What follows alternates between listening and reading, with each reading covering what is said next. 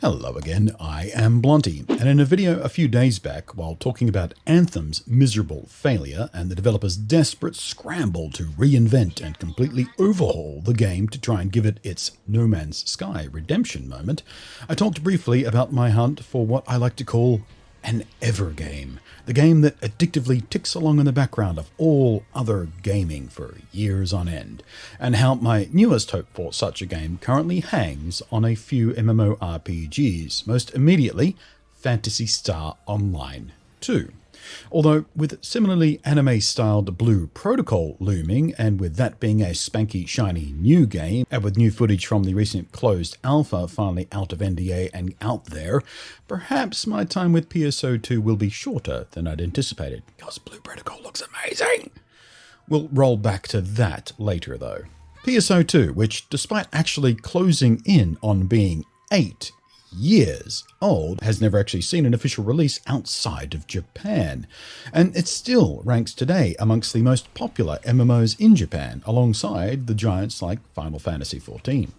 If you're feeling compelled to keep watching, why not make it official if you haven't yet, and pop a mouse click or finger prod on that subscribe button, and of course the bell of infinite algorithm hell, and pop a comment about how excited, or indeed indifferent, you are about PSO2 coming to the West.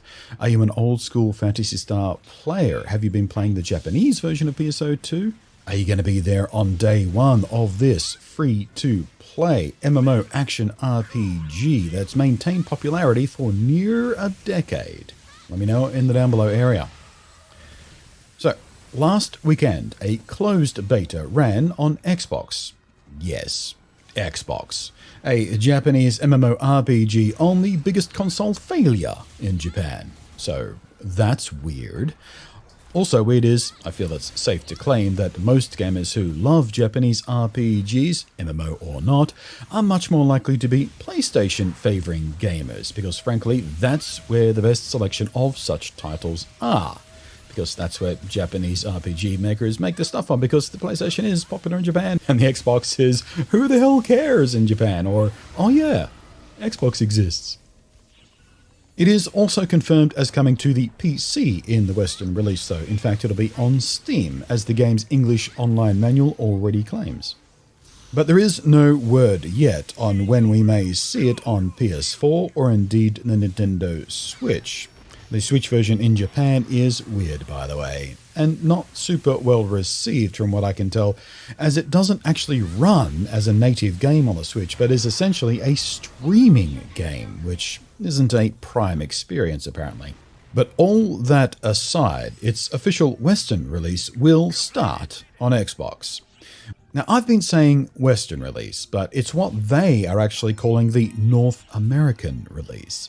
Although it's already been confirmed officially that they won't be plopping down any region restrictions, so don't lament if you don't happen to be a subject of Dark Emperor Trump. You and I can still play just fine, even though it is the North American release. The Xbox closed beta, however, was region locked. I could have changed my Xbox region to skip around it, but doing so to avoid regional locked content is actually against the terms of service. Despite it probably being a low-risk thing, I didn't want to take that low risk just for the sake of a couple of days of beta. There will be an open beta coming sometime soon as well. We don't have a date for that yet, but it is confirmed as coming. Hopefully that won't suffer the same region lock. But after looking at a bunch of streams and YouTube stuff about the closed beta and about older players on the Japanese version, I got so curious about the game. There came a point where just watching other people talk about the game and play the game just wasn't enough for me anymore, so I installed the Japanese version and a fan-made translation patch, which does quite a lot of the text but none of the audio, to test it out and try and get a feel for it so I can go into the Western release with a better idea of what class and weapon I feel most comfortable with. If you too want to try out the Japanese version, keep in mind there are a few annoying hoops to jump through to get it up and running in the first place, but I will pop a guide in the down below area for you if you want to give it a go. Or you could just wait for the Western release. But anyway, last night I buried 4 hours into the game before I even knew it, so that's a good sign I guess. Then I had some dinner, and then I went back to it for another hour or so of fiddling. And let me tell you, there's no doubt the game feels its age. It looks and sounds like an 8-year-old game. The UI and UX stuff is also similarly clunky and confusing at times, partly because of its age, partly because it's been compounded on for 8 years of updates, partly because the translation patch doesn't do all the translation. But a streamlining update or patch would go a long way to making all this less confusing for new players. But at nearly 8 years old in Japan already, the ongoing focus for development has naturally been about maintaining and feeding its well-established base of players, not dumbing things down in the hopes of getting some newbies in. Which leads to an interesting conundrum, as launching the game new in this state in the West might hit a wall of confusements. Fortunately, because it is such an old game, there's plenty of guides and tutorials and tips and stuff like that out there for you to go through. All that said, the systems in play, at least those I understand and have experienced so far in my brief time with it, are pretty well done. Things are thought out and presented in such a way that seem like they'll make the day-to-day late game stuff, the ever game stuff, pretty damn fun. The loot chase, the upgrade cycles, and of course the bewildering amount of cosmetic options that have accumulated over those 8 years. And aside from that, although I've barely scratched the surface yet, the basic combat, the actual gameplay loop feels pretty good.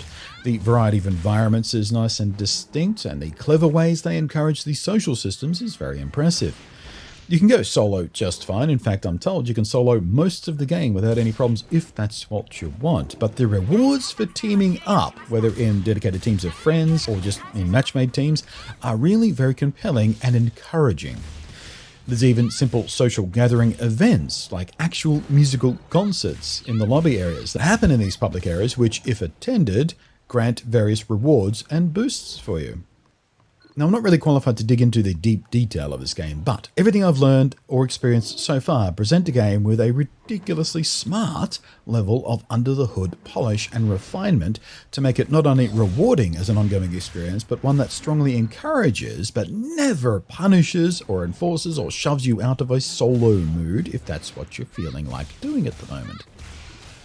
I'm feeling pretty encouraged by it so far. Obviously, Sega are committed to the game. It has already survived 7 strong years in Japan, and for an MMO to be this healthy after this long is comparatively rare. We always tend to think about the big MMOs out there, but there are tons of MMOs out there that struggle to get past year 2, year 3, or make it to year 5 even without sort of petering out in a miserable... So there's obviously something here in this game. I don't know if I will hit a point where I feel like I'm done with the game, or this really will be an ever game for me, but I'm eager to find out. But there are other, more modern from the ground up MMOs coming that I'm really very interested in, like Amazon's New World. That seems quite fascinating. Or indeed, as I talked about in the opening, the amazing looking Blue Protocol from Bandai Namco. But on Blue Protocol, we have still no clue when it will be releasing. Hopefully sometime this year, perhaps, maybe. It is confirmed to be getting an English language release already. But again, if that hits with the Japanese release or there's a delay, we don't know that yet either. What we do know is it looks stunningly good. And first impressions from the closed alpha done quite recently seem strong. Until then, though, I'll be here on day 1 with PSO2's English, Western, North American release, whatever you want to call it, hoping to find that sweet spot of Evergame that I've been hunting for, that I haven't quite been fulfilled on yet with anything else I've tried. It's worth a go. It is free to play, and the microtransaction stuff that are in the game seem pretty fair. I haven't heard anyone complaining about the way microtransactions are done in this game. And again, I'm told you can just be a free-to-play player just fine. But much like my experience with Dauntless, which is a free-to-play game, I'm more than happy to give them microtransaction money to keep the game running because I enjoy it so much. And that is, of course, indeed how Phantasy Star Online 2 maintains its free-to-play status, because the players who do play it on a regular basis see value in giving them real-life money for the things that they get in return. Thanks for watching. I am Blunty, and I will catch you next time.